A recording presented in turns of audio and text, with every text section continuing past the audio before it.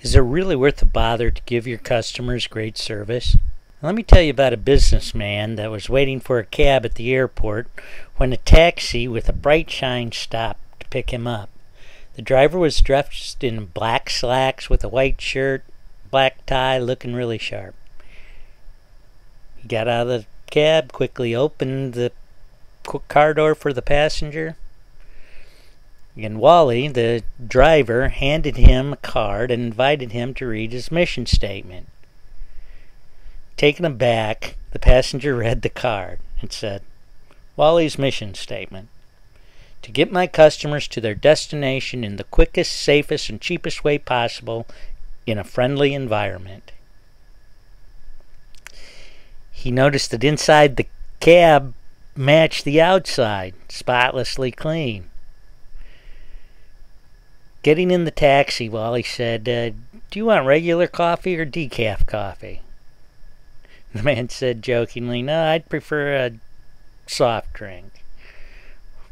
Wally smiled and said, "No problem. I have a cooler up front with regular and Diet Coke, water, and orange juice." Almost stuttering, the man said, "I'll take a Diet Coke, I guess."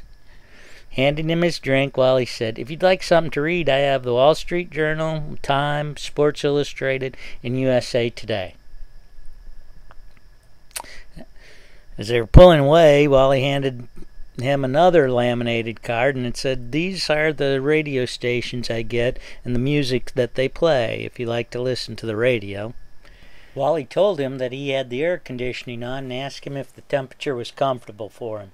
Then he advised him of the best route to his destination for that time of day. He also let him know that he'd be happy to chat and tell him about some of the sights, or if he preferred to leave him with his own thoughts. "Tell me, Wally," the amazed passenger asked the driver, "have you always served customers like this?" Wally smiled into the rearview mirror. "No, not always. In fact, it's only been in the last 2 years. My first 5 years driving, I spent most of my time complaining like all the rest of the cabbies do. But then I heard Wayne Dyer on the radio one day.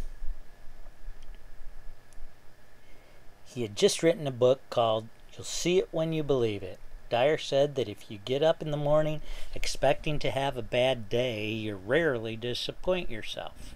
He said, stop complaining. Differentiate yourself from your competition. Don't be a duck. Be an eagle. Ducks quack and complain. Eagles soar above the crowd."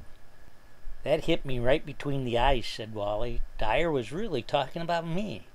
I was always quacking and complaining, so I decided to change my attitude and become an eagle. I looked around at the other cabs and their drivers. The cabs were dirty, the drivers were unfriendly, and the customers were unhappy. So I decided to make some changes. I put a few in at a time. When my customers responded well, I did more. I decided to change my attitude and become an eagle." "I take it paid off for you?" the passenger asked.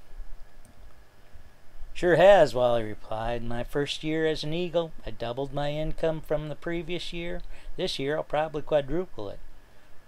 You were lucky to get me today. I don't sit at cab stands very often anymore. My customers call me for appointments on my cell phone or leave a message on my answering machine. If I can't pick them up myself, I get a reliable cabbie friend to do it, and I take a piece of the action."